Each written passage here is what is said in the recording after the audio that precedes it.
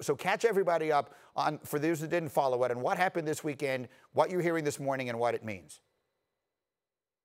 What happened this weekend, the NFL has contracted with BioReference Labs to handle all of their tests. They're doing a couple thousand roughly a day, and they're using 5 different labs throughout the country to process the results. They got a large number, 77 positive tests came back on Saturday, all from the same lab in New Jersey. So the league thought, well, this is odd. It doesn't jive with what we're seeing in other places in terms of positives. Let's retest all these people. They gave them 2 different retests. And as of last night, all 77 had come back negative. Now, teams kind of freaked out, as you would expect, when they hear the positive test. The Browns canceled practice. The Bears pushed their practice back. Some guys were held out of practice because they were part of this group.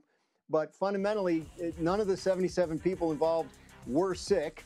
And the league really thinks that it was good that it happened now, because the league and the union are still negotiating how the game day testing procedures will work, i.e. what will happen if a bunch of people test positive on game day or the night before game day. So having some sense of how quickly they were able to turn around and identify false positives could be a benefit as they structure those protocols and help answer those questions about what happens if this happens on a game weekend in the regular season. This feels important to me. Tim Hasselbeck, what does it feel like to you? Well, I mean, it feels like more of a disaster than a positive, and I understand why the league would say it's a positive when, you know, the company they're contracting, you know, returns 77 positive tests. Just for perspective, that's more, you know, positive tests than people decided to opt out of the season. You know, that's 3% of the current active players in the league right now.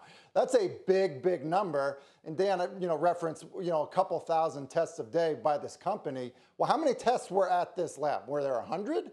Because if 77 positive tests, like, that's a pretty big deal. Were there 500? Like, it obviously changes the picture. I think there's a lot we don't know that the league hopefully is sharing with the union in terms of the actual facts of that. And so, look, I think we're at this point where the season is right around the corner. And if we're getting this type of kind of inaccuracies and then a quick hurry up to try to figure out if it's right or not, look, that's a bad thing for, honestly, the country and also the NFL. Yeah, the critical piece here is that you have to be able to have confidence, I would assume, if you're the players, coaches, and anyone else involved in the tests themselves. So, Mike Tannenbaum, as you listen to this conversation, you hear the league's perspective, you hear Tim's perspective. What's yours?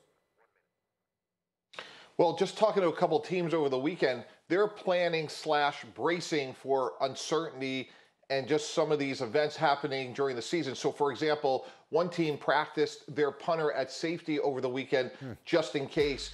And by the way, they're also expecting it from a coaching staff. Take somebody like Bruce Arians. Bruce Arians is in a high-risk situation. He's the play caller for Tampa Bay. Will he call some of the games from the booth? Will he be available for 16 games? So teams, unfortunately, expect this to happen, and they're trying to do what they can within reason to be prepared for that once the season begins. That's a really interesting perspective. Look, at the end of the day, everyone is going to have to be nimble in ways that they've probably never considered before. Again, Graziano with the very latest reporting here, and we'll keep an eye on it as it goes.